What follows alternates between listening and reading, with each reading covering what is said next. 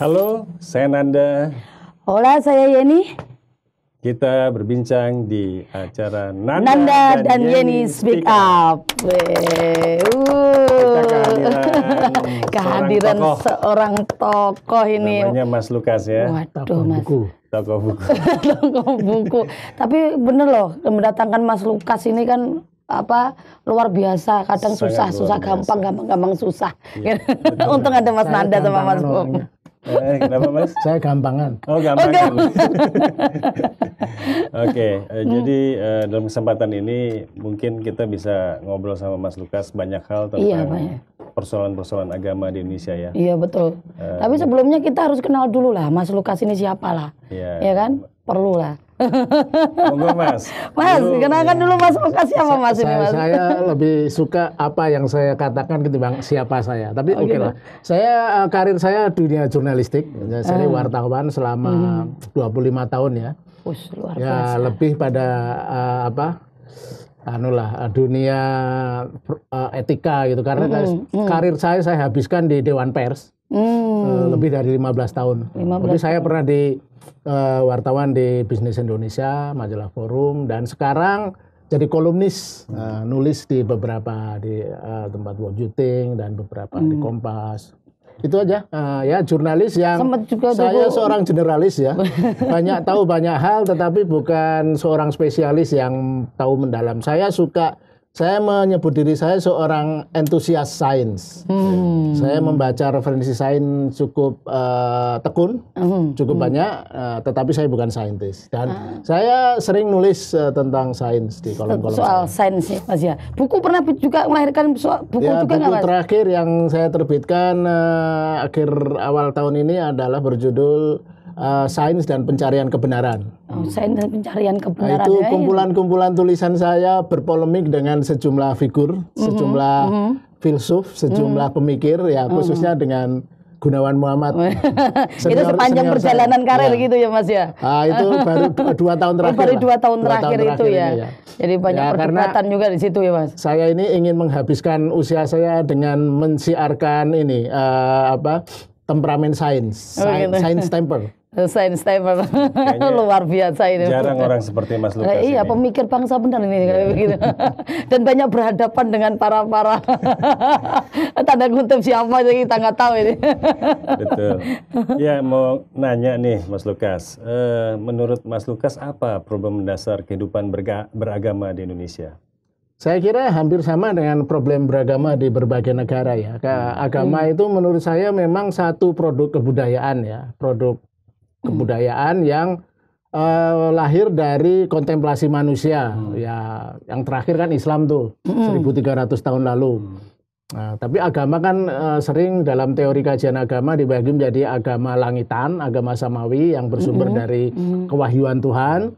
Tapi ada juga agama bumi, agama yang lebih filosofis yang di Asia Timur ya, seperti Buddha, Hindu, Jainism, kemudian Taoism gitu. Nah, nanti yang akan kita diskusikan saya kira lebih agama samawi ya, agama langitan yang karena memang harus diakui pengikutnya paling banyak, khususnya Kristen dan Islam. Dan di Indonesia kita tahu agama Islam lah yang mayoritas dan akhir ini menimbulkan polemik karena agresiviitas dan radikalisme fundamentalismenya itu yang menarik untuk kita diskusikan. Kenapa sih Mas tertarik untuk mendalami mengenai persoalan agama itu Mas? Ya, itu terkait dengan ketertarikan saya dengan sains. Jadi itu kan itu lebih rasa ingin tahu saya. Kenapa peradaban, kenapa kemanusiaan itu seperti ini? Asal muasalnya bagaimana? Alam semesta itu apa dan sebagainya. Nah, dari rasa tertarik itu kemudian saya walaupun tidak mengklaim mendalami sangat mempelajari agama sangat tekun, tetapi ya permukaan cukup tahu lah. Artinya terkait dengan problematiknya vis-a-vis sains. Jadi, nah di Indonesia itu menurut saya kalau saya boleh mengklaim ini teori saya nih ya. Punya teori sudah. Luar biasa ini. Profesor. Teori asal-asalan. Menurut saya agama itu dibagi menjadi 3 penganut ya, level penganut, yaitu level pertama level politis, kedua level sosiologis, yang ketiga level filosofis. Jadi ada 3 mazhab lah istilahnya. 3 level. Bukan aliran juga. Bukan aliran ya, tapi 3 level. Pemahaman dan tujuan. Oke. Nah, misalnya level politis itu mereka yang menggunakan Islam untuk tujuan-tujuan pragmatis, pragmatis politis. Jadi yang sering menjadi problem di Indonesia ini adalah penganut Islam level politis ini.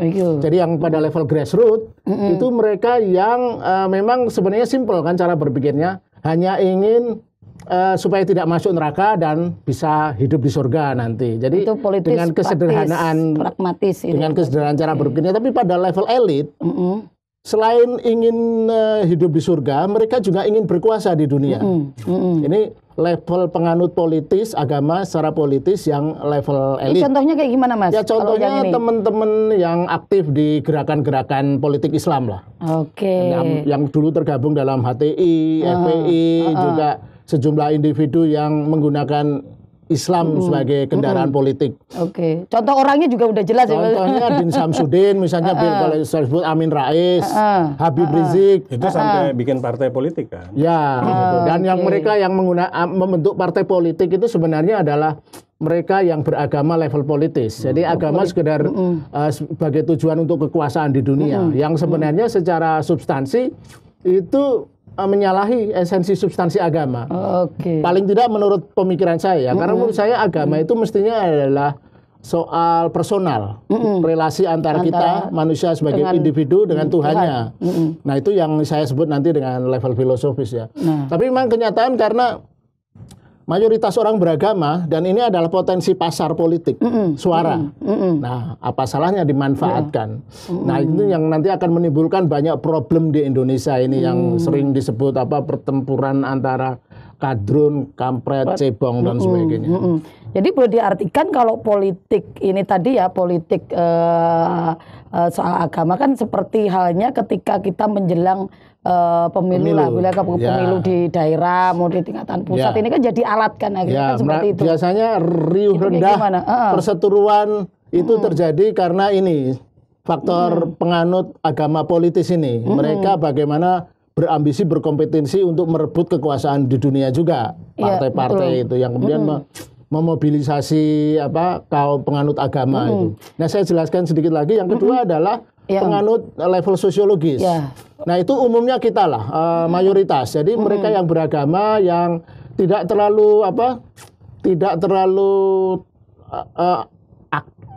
menjalankan agama itu secara taklid, secara taksim, tapi mereka yang masih ingin menjalankan ritual agama, menjalankan rukun iman dan sebagainya. Tetapi dia hanya untuk strategi sosial aja, sebagai sense of community. Pencitraan, bisa dibilang gitu? Mungkin ada artis-artis beberapa menggunakan itu. Tapi untuk kebutuhan pragmatis, jadi sense of community.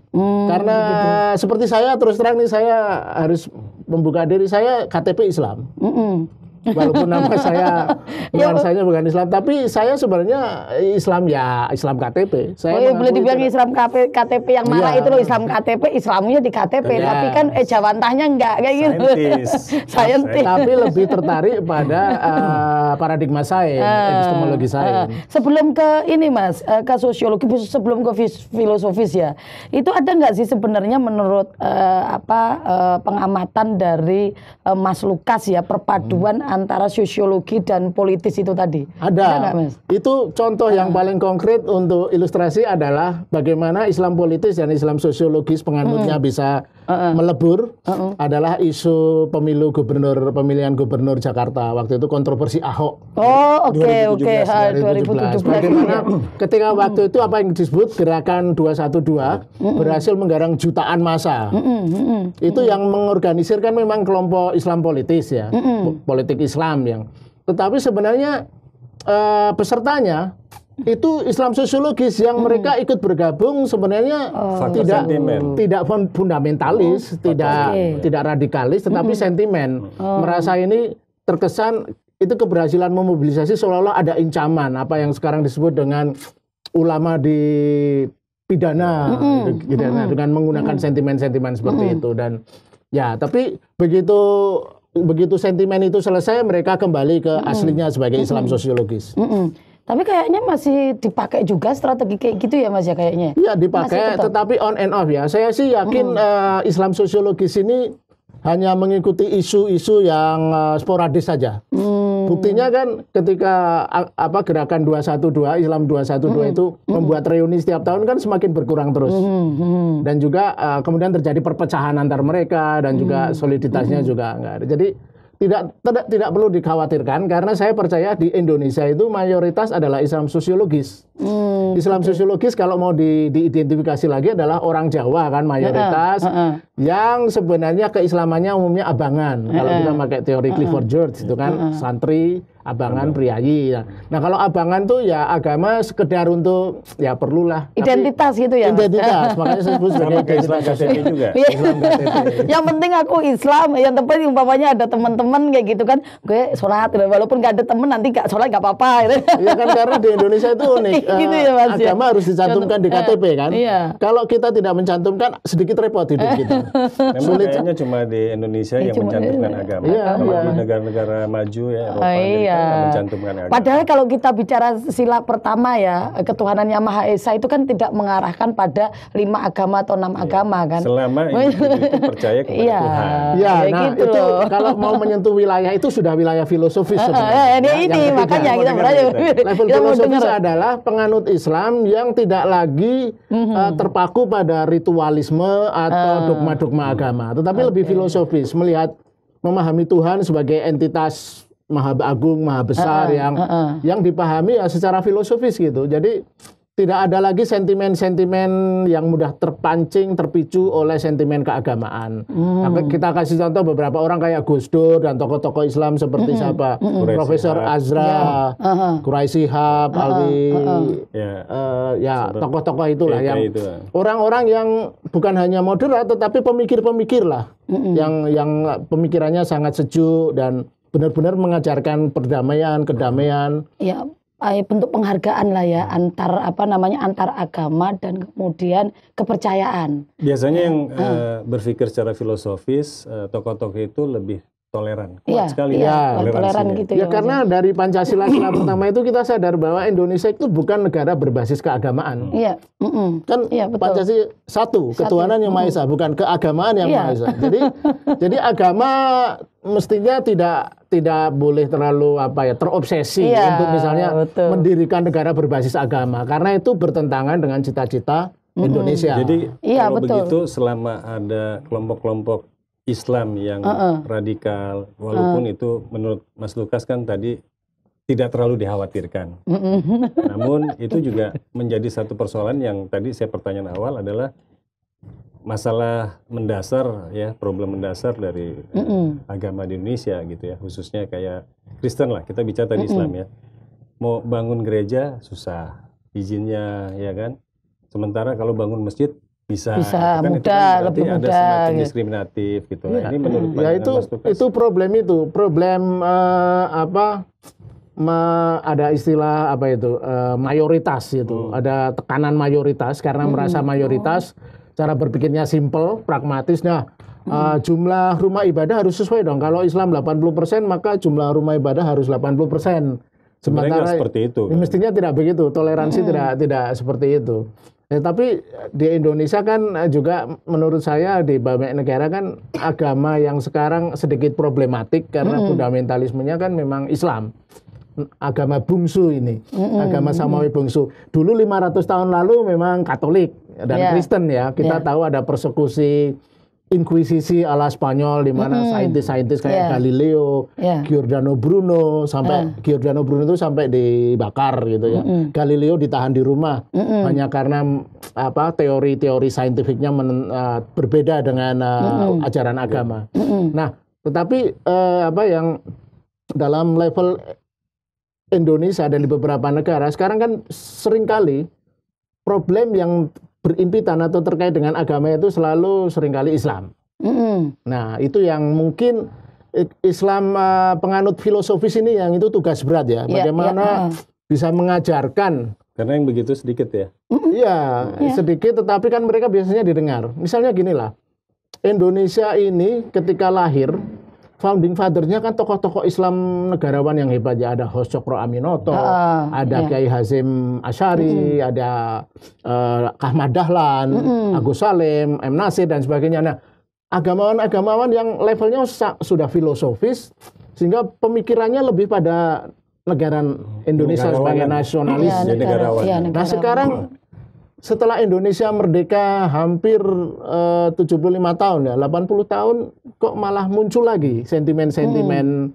Penyebabnya apa? Nah, itu yang saya ingin kutip Presiden Soekarno dulu tahun 1940 pernah menyebut Islam Sontoloyo. Betul. Nah, ini nih menarik ini. Saya pernah baca itu tulisan di sebuah majalah ya, Panji Masyarakat kalau nggak salah, yang mengecam sejumlah kasus kriminal ya soal guru agama yang berbuat cabul pada muridnya. Dan karena kejengkelan itu, Bung Karno membuat artikel dengan judul Islam Sontoloyo.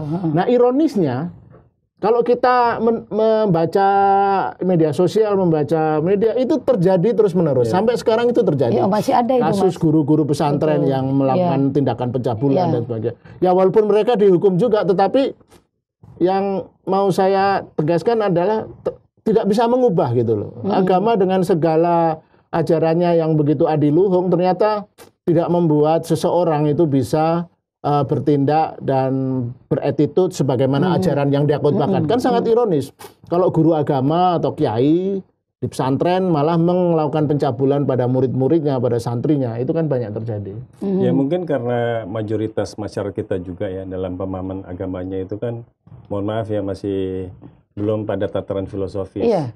Ya itu tuh tadi tengah-tengah itu kan masih sosiologis itu ya Mas.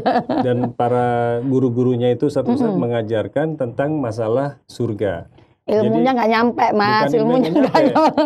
Atau kayak gimana Mas, ilmunya nggak nyampe. Mereka itu masih diajak ke pikiran yang surga terus, padahal hidupnya masih di dunia. Iya, betul. Kan harus ada keseimbangan gitu kan. Iya. Sementara banyak juga tokoh-tokoh itu berpolitik. Padahal kalau dia beragama, dia jadi ustadz, ya udah, ajarkan aja yang baik gitu kan. Tapi justru malah quote unquote ada yang memprovokasi. Ya, idealnya mereka yang mendalami agama dengan baik itu harus bisa menjaga politik, bukan terjun ke politik. Karena kan kita tahu politik itu kan permainan culas ya. Orang yang demi kekuasaan menghalalkan segala cara. Nah, bahayanya kalau agama dipakai untuk menghalalkan segala cara. Yang terjadi ya seperti ini. Ya kita tahu lah contohnya di Turki lah. Siapa Presiden Turki yang sekarang itu yang juga dikenal Erdogan itu yang menggunakan itu. Dan Taliban di Afghanistan.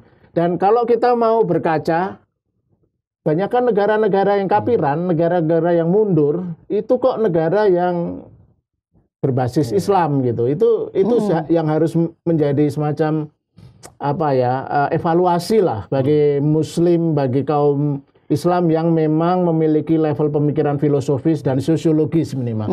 Kalau mereka yang pada level dataran politis ya memang harus dihadapi secara hukum orang-orang ini. Karena memang orang-orang obsesi, ambisi, pengen berkuasa, pengen merasa paling benar. Tindakan terhadap mereka itu adalah tindakan hukum. Harus keras, tegas gitu. Jadi dalam hal ini orang-orang seperti itu, Islam politis tidak bisa dilawan hanya dengan wacana. Misalnya wacana dengan apa yang kemudian sekarang rame itu antara Kadrun dengan Cebong. Itu menurut saya tidak kondusif malah. Karena agresivitas Cebong itu juga akan menyinggung Islam sosiologis. Yang mestinya tidak terlalu radikal, tidak fundamentalis. Mereka jadi agak cenderung untuk membela Islam politis karena perseteruan wacana di media sosial ini. Nah, itu yang jahat ya yang soal ini karena kan berhadapan pada era digitalisasi yang mudah-mudah diakses kan sehingga kemudian menggiring ya kan masyarakat umum di Indonesia yang di tataran sosiologis ke politis kan begitu Mas. Nah, ini seperti apa sih Mas sebenarnya menurut kacamata Mas Lukas ya untuk menyikapi mengenai persoalan ini kan? Ya, saya sih mengimbau ya kalau urusan agama itu selalu gini. Biasanya kalau yang fundamentalis radikal ini berteriak-teriak, yang lain cenderung diam, yang sosiologis dan yang filosofis. Entah karena enggan, karena segan dan sebagainya. Padahal menurut saya tugas penganut Islam sosiologis dan Islam filosofis itulah yang harus mampu meredam atau dalam bahasa yang lebih verbal menjinakkan. Karena kalau yang menjinakkan dari agama lain atau kaum sekuler akan terjadi benturan kan. Tapi kalau yang menjinakkan sesama Muslim, nah itu kan bisa lebih bisa diterima, asumsinya begitu ya, asumsinya, walaupun tidak selalu benar sih. Karena memang yang radikal ini seringkali lakunya memang membabi buta lah. Mereka misalnya suka marah untuk hal-hal sepele, suka makanan haram, babi yang kemarin rendang babi itu ramai, atau soal merahasia minuman alkohol. Tapi kenapa mereka tidak melakukan rahasia terhadap kasus-kasus korupsi, manipulasi, dan hal-hal pelanggaran hukum yang juga dilakukan oleh umumnya juga umat beragama Islam juga kan?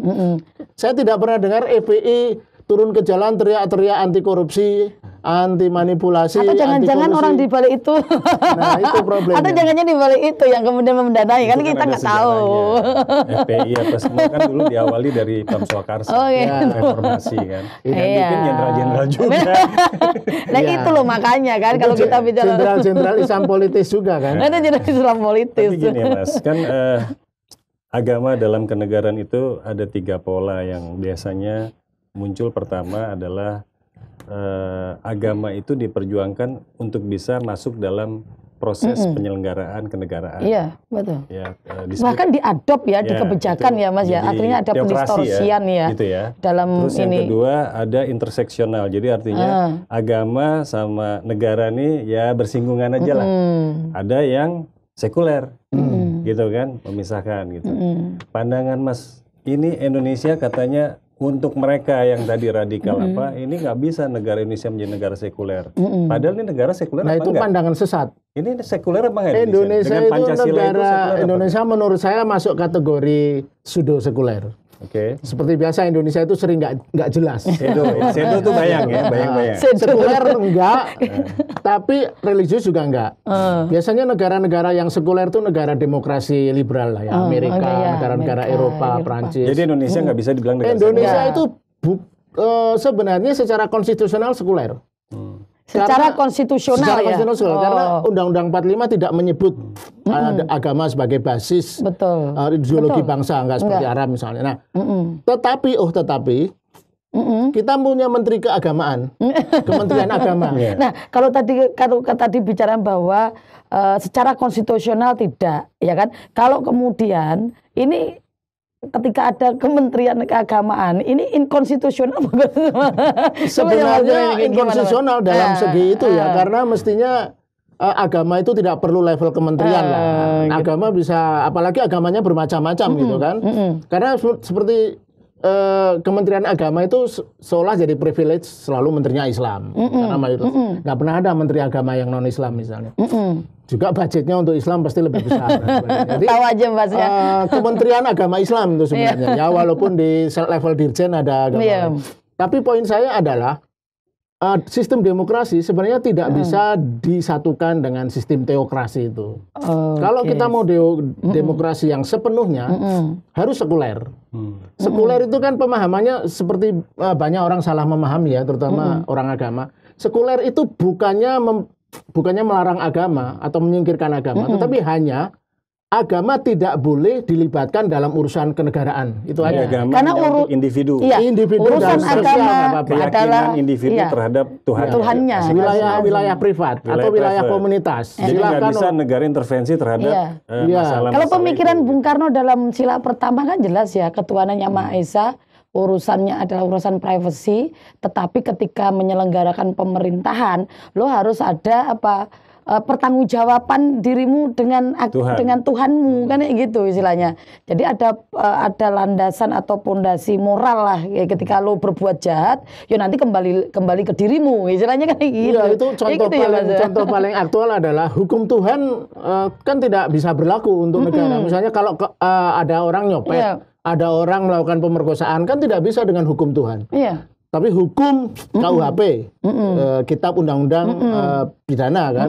Nah itu yang menunjukkan sebenarnya kalau negara agama itu hukumnya menggunakan hukum syariah, ya misalnya Arab itu potong tangan masih diberlakukan dan semua hukum-hukum syariah Islam diberlakukan di negara Islam. Nah di Indonesia itu tidak. Itu untuk menunjukkan bahwa Indonesia bukan negara agama. Ada pemikiran Mas Lukas bahwa agama itu menjadi ancaman bagi sains atau sebaliknya orang sains. Ya itu kan? Tadi balik ke itu ya. Agama menjadi yang ancaman. Yang sempat disampaikan Mas Lukas tadi. Kalau kita berpikir pada dataran filosofis nih ya, sebenarnya agama tidak menjadi ancaman sains.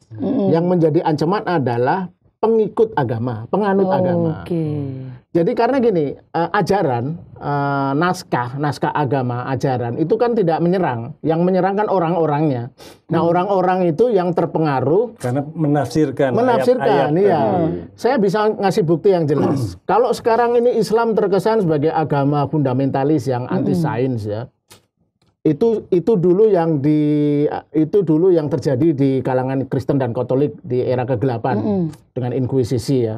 Dulu Katolik lah yang paling melawan. Nah sekarang kecenderungannya Islam yang sering mempertanyakan, mempersoalkan atau mengklaim otak-atik gatuk temuan sains yang cocok untuk Islam diklaim. Wah ini sudah tertulis di Al-Quran. Nah, padahal itu hanya otak-atik gatuk atau klaim ya. Nah poin saya adalah untuk menunjukkan bahwa ajarannya sebagai agama Islam itu tidak menentang sains. Adalah pada abad ke-7 sampai abad ke-12, 500 tahun di era Khalifah Abbasiyah, yang salah satu pemimpinnya adalah Harun al-Rasyid dan Al-Ma'mun itu, mereka benar-benar mengadopsi paradigma sains. 500 tahun itulah, tahun abad 7 sampai abad 12, Islam menjadi peradaban paling maju di dunia. Ketika Eropa tenggelam dalam ada Irak, Babilonia. Nah, itu menunjukkan Islam sebagai agama tidak menentang sains. Tetapi memang kalau kita teliti lebih dalam ya memang sebenarnya apakah itu karena peradaban Islamnya, ajaran Islamnya atau tidak? Saya memang cenderung melihat bukan karena faktor Islamnya. Karena kalau kita bukan ajarannya, tapi lebih peradaban manusianya kan. Waktu itu kan pusat Islam ada di Baghdad. Khalifah Abbasiyah itu dan kebanyakan ilmuwan-ilmuwannya itu juga kalau bukan orang Persia, orang Babilonia, orang Mesir gitu yang memang saat itu wilayahnya di bagian dari Islam. Jadi ada juga tentu ilmuwan-ilmuwan Islam tapi ilmuwan Arab ya, tapi kalau saya pelajari banyak yang itu dari kalau bukan Persia, Yunani, Babilonia gitu. Dan itu juga peradaban Islam waktu itu maju karena misalnya ada satu policy ya di zaman Harun al-Rasyid itu membangun Baitul Hikmah. Jadi yang kita sebut dengan rumah kebijaksanaan atau House of Wisdom.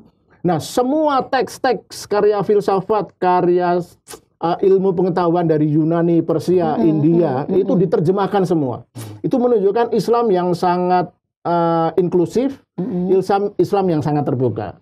Nah, kaum Muslim itu suka mengklaim kebesaran Islam masa lalu, tapi hanya mengklaim kebesarannya.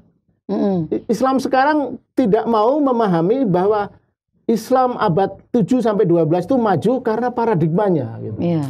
Nah, kalau sekarang ada paradigma yang berubah ya. Iya, paradigmanya menjadi tertutup, menjadi eksklusif, mau menang sendiri, mau merasa benar sendiri, tidak mau membuka pengetahuan dari peradaban lain dan sebagainya. Makin kemari Islam ini jadi bukan makin maju, sepertinya jadi kayak malah mundur ya. Terjadi regresi. Bukan karena progres. Itu kalau sempat saya dengar itu kan ada terlalu banyak ijtihad yang muncul yang mengartikan pemahaman yang sebenarnya kan ya gitu ya Mas. Atau seperti itu. Kalau salah saya dikoreksi Mas. Puncak regresinya itu kan perdebatan yang sering ya di dalam kajian-kajian Islam dan sains itu adalah perdebatan antara Ibnu Rushd melawan Al-Ghazali gitu. Nah, Al-Ghazali yang cenderung lebih menekankan syariah semacam itulah, ada Asy'ari kalau nggak salah dia dari mazhab itu, mazhab Asy'ari, dan ternyata kemudian memenangkan perdebatan itu dalam tanda petik karena Islam kembali menguat fundamentalismenya bahwa dalam perdebatan itu Ghazali cenderung mempersoalkan pemikiran-pemikiran Ibnu Rus, Ibnu Sina dan sebagainya yang membuat Islam maju itu. Kan ada standar yang kemudian muncul di dalam proses pengembangan Islam tuh, ada istilah kaum syariatis, ada yang tarekoh gitu kan, ada yang kaum marifat, tarekat sama marifat. Nah, kelompok yang di Indonesia ini kayaknya kebanyakan yang syariat ya, artinya hanya mengikuti kata guru, ustadz gitu kan, dia tidak mau melakukan Islam sosiologi tadi ya Mas. Itu bisa analogi itu Islam sosiologi itu Islam politis itu syariat, Islam sosiologi itu tarikat, Islam filosofis hakikat atau marifat. Gitu ya. Ada satu lagi maksiat. Gitu Beliau ya. Banyak tuh Islam Tapi gini Mas, kalau Mas Lukas tadi bilang bahwa di Indonesia ini kan lebih banyak di Islam yang syariat, agama yang sosiologi, iya kan? Itu bisa nggak sih sebenarnya itu ke level yang tinggi ke yang filosofis kayak gitu? Ya, secara umum tidak bisa. Nah ini kan banyak kan ini kan pondok-pondok pesantren kayak gini gitu loh, ada harapan nggak sih untuk kemudian itu memang harus saya akui agak sulit ya. Karena pada umumnya mayoritas manusia itu kan ingin hidup yang biasa-biasa saja. Orang yang mau tekun belajar itu kan biasanya tidak semua orang pengen jadi saintis, jadi filosof dan atau jadi dosen macam-macam dan tapi nggak apa-apa. Yang penting adalah bagaimana suara-suara kaum Islam filosofis itulah yang menjadi rujukan, bukan teriak-teriakan Habib Rizik, teriakan Munarman, dan sejenisnya itu. Yang penting itu aja. Kalau filosofis ini saat ini yang menjadi ya istilahnya orang banyak ngelihat lah. Ya selain yang diikutin gitu loh. Apalagi kan kebanyakan kan Islam abangan itu kebanyakan kan itu Jawa lah ya, Jawa sentris lah ya. Nah, itu kayak gimana? Yang sekarang itu sudah dicarikan. Kemarin ada tokoh muda itu misalnya kayak Ulil Absar Abdallah ya. Tetapi teman saya itu, tapi sayang kok saya agak prihatin nih. Kalau dia kembali ke kitohnya. Ini prihatinnya gimana ini? Menjadi tradisional kan dia dan beberapa teman sempat menggalang Islam liberal. Itu menyegarkan tuh sebagai satu pendekatan ya. Artinya bahwa Islam itu harus terbuka gitu. Untuk membawa Islam seperti golden era abad 7 sampai 12 harus ada pemikiran-pemikiran berani seperti itu. Tetapi Ulil hanya bertahan berapa? 1 dekade kemudian dia kembali ke kitoh. Kembali menyiarkan syariah yang sifatnya Al-Ghazalian. Yang kita harapkan adalah tokoh-tokoh muda muslim yang menyiarkan pemikiran-pemikiran Ibnu Rus, Ibnu Sina, Al-Khawarizmi dan sebagainya. Nah, itu yang kita harapkan. Tapi di Indonesia kayaknya emang agak berat itu. Berat ya Mas. Ya itu tadi karena masih kaum syariatisnya kan majority. Nah, tapi masih mempersoalkan persoalan-persoalan kulit. Ya itu loh. Bungkusnya. Gitu misalnya dulu kan ceritanya kan hijab kan? Iya, hijab. Terus nggak berhijab. Tidak berhijab, tidak berhijab berapa kali? Ini menarik ini Mas, ini salah satu simptom penyakit fundamentalisme yang gawat ya itu. Jadi kalau saya itu suka prihatin kalau membuka WAG WhatsApp group yang alumni SD, alumni SMP, SMA sama kuliah. Berubah ya? Itu perempuannya semua pakai jilbab. Berubah ya? Dulu zaman kita sekolah biasa-biasa aja kan. Kebuka lagi Mas. Saya itu nggak masalah kalau yang sudah usia 60, seketan lah, 50-an. Mungkin ingin menutupi ubannya udah malas. Tetapi yang muda-muda mbok jangan. Saya itu termasuk yang ingin usul ya. Bahwa di Indonesia mungkin pemerintah, Kementerian Agama atau MUI atau siapapun membuat policy. Permintaan diimbau agar wanita muslim yang berusia kurang dari 40 tidak boleh berjilbab. Kan kayak Bung Karno. Tapi kalau Islam kan tidak harus seperti Arab. Kalau kayak begitu berarti negara intervensi dong kan? Bukan, makanya jangan negara, jangan undang-undang. Tetapi organisasi seperti MUI, kalaupun Kementerian Agama itu bukan undang-undang ya, tidak bersifat wajib, tetapi hanya imbauan. Hanya sebagai aja, apa istilahnya, untuk satu gerakan kebudayaan agar Indonesia kembali ke satu Indonesia sejati gitu. Keindonesiaan. Ini tujuan untuk agar kemudian apa ya, tidak ada, saya pernah soalnya ada lautan jilbab. Iya, menurut saya sudah sangat mengkhawatirkan jilbab ini. Iya kan, dan juga kan merusak pemandangan. jadi kita kalau kita kalau ke kafe, kalau dulu ke kan, mall, dulu kan itu banyak, sekarang 60% sudah pakai jilbab, kecuali mall-mall yang. Padahal itu kan sebenarnya peradaban yang dari Timur Tengah yang betul, maksudnya tahun itu berapa bukan sih itu? pakaian Indonesia, Bukan pakaian Indonesia. Yang lautan jilbab itu kan ya Cak Nun juga yang ini. Nah kan, itu nanti kita harus kita tegur gitu. Kita share. Cak Nun itu, Cak Nun dengan segala kelucuan komedinya harus mencabut itu. Kayaknya sudah mencabut, mereka dengar-dengar gitu. Harus membakar sekarang buku itu, bukunya itu. Kerudung. Jadi kalau kita kan tradisinya kerudung. Iya, ini kerudung. Karena saya punya ibu mertua itu guru ya agama, ngajar, banyak jamaahnya ya. Itu waktu ngajar pakai kerudung, nggak pakai hijab. Karena memang asal muasalnya justru nggak berkudung dulu, terus berkerudung. Kerudung masih oke lah, kayak siapa? Cantik kan kelihatannya. Ibu Gus Dur itu kan bagus itu. Jadi paling tidak ini kan lebih ke ini ya. Keindonesiaan. Iya, keindonesiaan. Kita perlu shock terapi. Iya, lu jangan bicara di bungkusnya aja, tapi lebih pada kedalaman isinya, atau isi dari ilmu agamanya. Kalau lu nggak ada, tapi nanti nggak masuk surga kalau nggak pakai hijab gitu, Mas Lukas. Soalnya udah begitu indoktrinasinya, nggak pakai hijab nggak masuk surga. Nah itu kan cara berpikir politis yang konyol itu.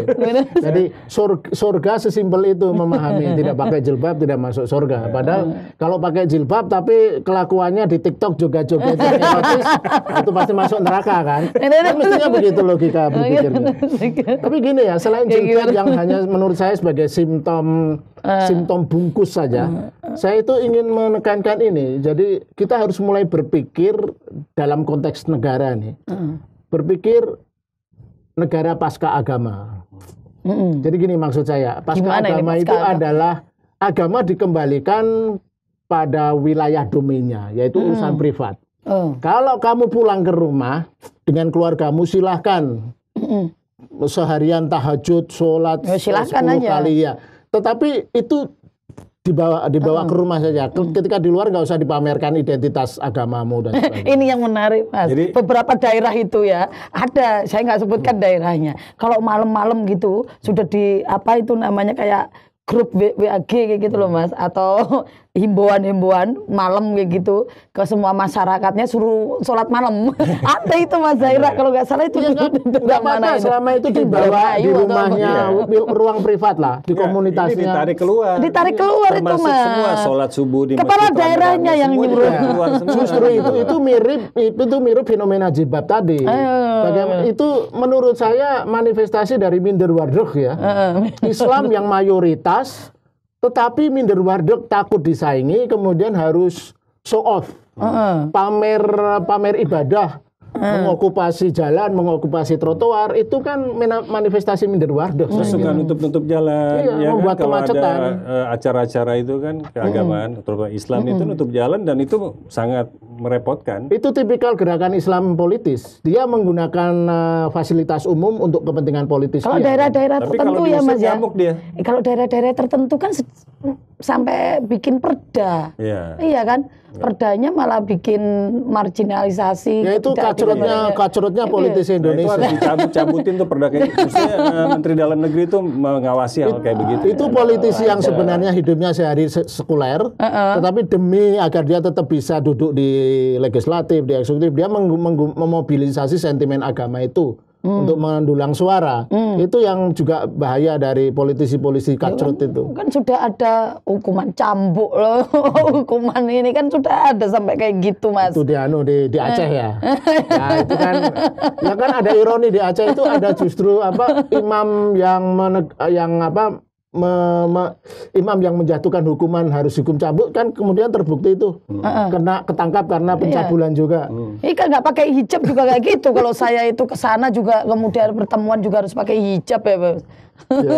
Ini ada satu hal yang belakangan ini menarik. Ada isu tentang polisi cinta sunnah. Dengar nggak Mas? Belum pernah dengar ya. Ini menarik ini. Polisi cinta sunnah itu jadi ada satu gerakan di dalam tubuh kepolisian di mana mengajarkan tentang ajaran Islam. Nah, mereka-mereka ini kemudian terbawa pada satu kondisi di mana mereka itu ya balik lagi taklid sama guru, akhirnya ngikut gitu ya. Akhirnya dia berpikir, wah bener juga kata guru. Apa yang terjadi? Mereka itu kalau habis nyanyi lagu Indonesia Raya, kan kalau aparatur kan kalau ada event lagu Indonesia Raya, itu habis selesai. Dia tuh istighfar, minta ampun sama Tuhan, aduh habis nyanyi lagu Indonesia Raya, karena nyanyiin lagu Indonesia Raya. Ini rame nih, lagi mulai viral.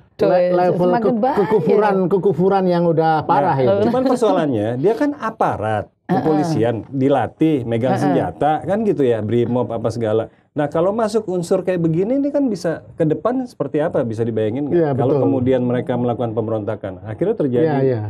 Tapi itu memang tugas yang lalu-lalu ya. Shock terapi seperti yang saya usulkan tadi, yaitu usia tertentu tidak boleh pakai jilbab. Nah begitu juga di level di instansi pemerintah, kepolisian, TNI, itu harus ada shock terapi juga untuk menindak aparat anggotanya yang melakukan itu. Jadi tidak semestinya, apalagi kalau sampai dipamerkan kan, attitude yang menurut saya agak memalukan dan mengkhawatirkan. Jadi kayak kelihatan ekstrim. Jadi harus langsung ditindak, dikasih sanksi, sampai kalau dia terus melakukan itu harus dipecat. Nah ini kalau yang tadi itu Mas, balik ini soal yang hijab ini ya Mas ya. Ini kan tidak hanya butuh sebuah kebijakan ya. Ini kan kita harapkan ini kan di kelompok Islam yang filosofis ini tadi loh ya Mas ya. Untuk kemudian bisa, ya kan karena dulu jilbab ini kan juga turunnya kan dari kelompok filosofis. Ya kan, lautan jilbab itu kan dulu. Lautan jilbab itu dari mana dulu? Dia filosofis yang lagi keblinger. Lagi keblinger. Ya Cak Nun tuh menurut saya agak ada keblingernya dalam soal filosofisnya belum mateng lah. Mungkin gitu ya. Gue sekarang mau bahas Cak Nun. Ya, ini diminum dulu serup-serup. Diminum dulu deh Mas, kayak gitu. Ya, tapi ngomong agama menarik memang. Ini nggak habis. Kalau sesinya mau berakhir, saya mau mengangkat isu ini ya, supaya tadi ketika kita pembicaraan kita cenderung terkesan memojokkan. Itu karena yang kita pojokkan itu adalah perilaku-perilaku yang antik, perilaku-perilaku yang tidak semestinya dipertontonkan atau dipertunjukkan oleh antik, Islam. Kata Mas Lukas, kata mereka yang nonton yang kelompok itu bilang Mas yang antik. Kalau saya memang antik, tetapi Islam antik ya kan. Islam KTP gimana? Tapi saya kan tidak terobsesi menjadi orang yang sok suci. Saya tahu sebagai orang biasa saya banyak salah. Saya siap masuk neraka. Dan kalau boleh milih, saya milih neraka. Loh kenapa? Ya, kayaknya lebih menarik. Ketemu orang-orang yang artis-artis lebih menarik. Itu ya? Artis-artis itu. Karena di dunia saya sudah mempelajari orang-orang hebat. Saya mempelajari kisah hidup Mother Teresa. Saya ingin di neraka nanti mempelajari kisah hidup Marilyn Monroe. Gitu. Ya itu urusan Tuhan. Sampai masuk neraka pas tapi saya yakin Tuhan itu maha baik. Semua umat manusia akan dimasukkan ke surga. Insya Allah, amin. Insya Allah, amin. Itu tadi katanya mau mendalami ini menyampaikan pemikiran. Saya ingin pada level filosofis ya, sebenarnya tidak perlu ada benturan antara sekulerisme dan agama. Tidak perlu ada benturan antara sains dan agama. Jadi pada level filosofis yang paling dalam sama. Agama dan sains itu memiliki sikap rasa keterpukauan yang sama terhadap alam semesta ini. Terhadap keindahan, keagungan alam semesta. Bedanya adalah agama itu menganalogikan keagungan dan keterpukauan itu dengan satu konsep Tuhan, Allah, dan sebagainya. Kalau sains bukan hanya terpukau, tetapi sains itu atau dunia sekulerisme itu ingin memahami misteri itu. Yang satu sudah puas dengan misteri agama, yang sekuler ingin memahami tidak hanya bagaimana cara kerja alam semesta ini. Nah, kalau dalam mengutip ucapan Max Planck, salah satu fisikawan, bapak fisikawan dunia, bahwa bagi agama Tuhan adalah awal segala sesuatu. Tetapi bagi sains, Tuhan adalah akhir dari segala sesuatu. Jadi bisa saja kesimpulannya nanti sama, bahwa memang ada konsep atau figur sosok entitas yang dikonsepsikan seperti Tuhan. Tetapi kan nggak ada salahnya sains manusia dengan upayanya ingin mengetahui itu, memecahkan misteri itu. Kan sekarang sudah sampai 3/4 misteri alam semesta sudah terungkap.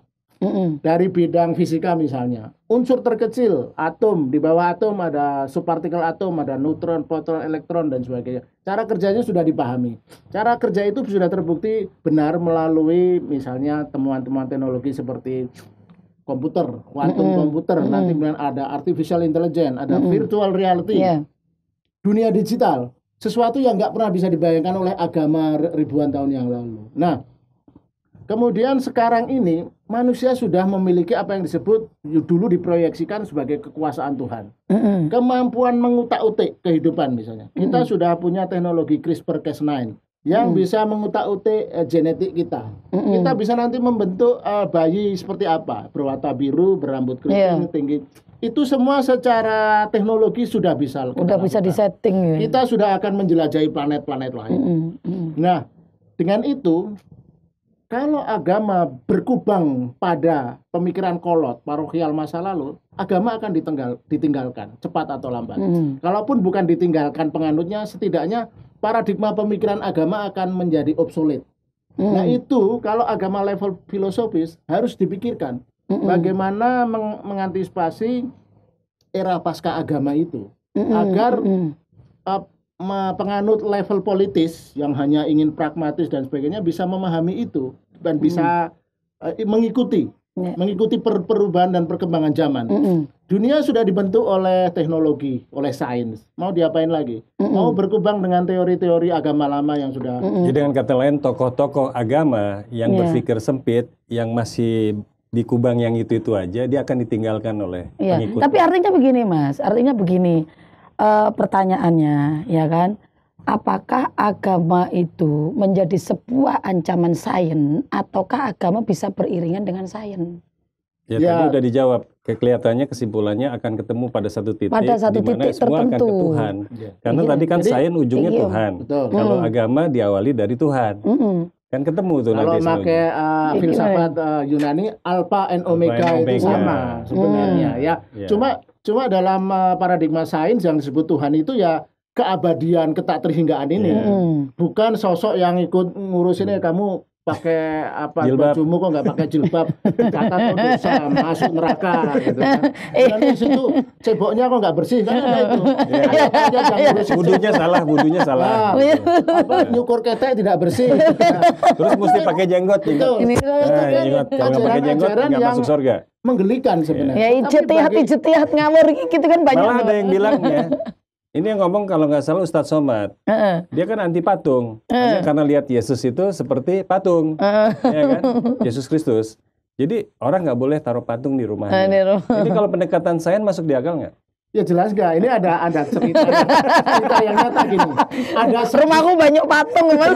Di satu negara, untungnya ini bukan Islam nih, tapi lebih Kristen. Di negara Kristen ada warga yang terpukau. Patung Yesus itu meneteskan air di kakinya. Jadi mereka tadain itu kemudian mereka minum itu air zam-zam kalau ada salah. Nah, ketika diselidiki, setelah diselidiki, ada yang bikin. Ternyata bukan, ternyata air itu dari bocoran saluran got itu. Bayangin mereka tidak sadar minum saluran air got. Karena mereka tidak tahuan tadi kan. Air keras dari jadi logis gitu ya. Iya, jadi cara berpikir tahyul kayak gitulah yang harus dihapus kalau agama betul-betul mau berkembang sesuai peradaban sains. Nah itu kalau kita bicara takhayul, mitos, kemudian cara berpikir sains kadang nggak ketemu ya gini nih. Musuh sains itu ada tiga, musuh sains cara berpikir takhayul, yang percaya adanya tuhyul, dan itu di Indonesia mayoritas percaya. Padahal itu kan sebuah kisah komik gitu, yang cocok untuk jadikan film atau cerita untuk nakut-nakutin anak. Nggak ada siapa sih pernah ketemu gendruwo. Itu paling orang yang berhalusinasi. Kemudian yang kedua yaitu fanatisme agama. Atau pas mabuk itu ketemu. Fanatisme agama. Yang ketiga ini yang penting. Ini harus kalangan nasionalis harus dilawan ini. Teori konspirasi. Iya, teori konspirasi. Teori konspirasi itu adalah contoh bagaimana tidak menggunakan nalar dengan baik. Karena hanya ingin memahami persoalan dengan cara mudah, secara suka dengan narasi-narasi yang kelihatan dramatis, kelihatan menarik. Padahal dunia itu bergerak, dunia itu dinamikanya tidak sesimpel itu tadi. Tidak ada tahyul, fanatisme itu juga norak. Yang ketiga, teori konspirasi itu juga penyederhanaan, malas berpikir sebenarnya. Itu yang harus dilawan oleh paradigma saya. Saya jadi terinspirasi dari tadi awal sampai akhir menjelang akhir ini ada satu kalimat yang Mas tadi ucapkan dalam sejarah perkembangan Islam dan kejayaan Islam ya di abad ke-7 sampai 12 itu ada rumah kebijaksanaan. Nah, di kita itu ada MUI. Oh ya, rumah kebijaksanaan. Apakah bisa dijadiin rumah kebijaksanaan? Karena MUI itu kebijakannya ujung-ujungnya ke orang Islam, yang Kristen nggak diurus. Kan MUI kan ada orang Kristen juga, ada Buddha juga, Hindu juga gitu. Saya nggak pernah dengar gitu, ada hal-hal yang menarik tentang isu-isu di luar dari urusan dulu kan urusannya yang ngatur-ngatur yang mayoritas itu gitu loh. Produk-produk halal kan bisa jadi rumah kebijaksanaan ya. Makanya yang dibikin ya. Tapi saya rasa kalau menyangkut ini ya, menyangkut teologi itu agak sulit lah. Agama-agama itu bisa menyatu. Misalnya gini lah hal sepele. Katakanlah katanya kitab-kitab suci itu datang dari wahyu Tuhan. Tapi kan ada 3 jenis kitab nih, ada kitab Yehova, kitab Injil, Zabur, yang Taurat kok beda-beda. Tuhannya juga namanya beda. Yang satu Yahweh, yang satu Yesus, yang satu Allah. Nah, itu pasti tidak bisa didamaikan kan, tidak bisa disepakati lah. Nah, tapi kesepakatannya pada level mana? Makanya dikembalikan, dibawa deh Tuhan-Tuhanan ajaran itu ke rumah masing-masing. Tapi ketemu, nggak usah mikir itu. Tapi pikirkan bagaimana menjaga kohesivitas, kebaikan masyarakat, perdamaian rasa sosial, toleransi, saling menghargai. Kembali, intinya bawa urusan agama ke wilayah privat, wilayah publik adalah wilayah sekuler. Setuju? Setuju banget itu. Acaranya Bung Ana juga begitu. Sila pertama itu kan jelas sebenarnya. Itu ketuhanan. Makanya kalau saya dulu selalu teriak bahwa nggak ada kemudian kita ngapain ada 5 agama, 6 agama, nggak ada di situ gitu kan. Ini kan kesalahan-kesalahan zaman yang lalu. Kemudian memformalkan ada 5 agama, sekarang nambah lagi ada 6 agama, tapi kepercayaan dinegasikan. Padahal di Indonesia banyak juga ini kepercayaan yang ada banyak jalan menuju Roma, ada banyak jalan ke surga. Jangan sampai salah satu jalan tuh merasa jalan yang paling halus, paling bener lah.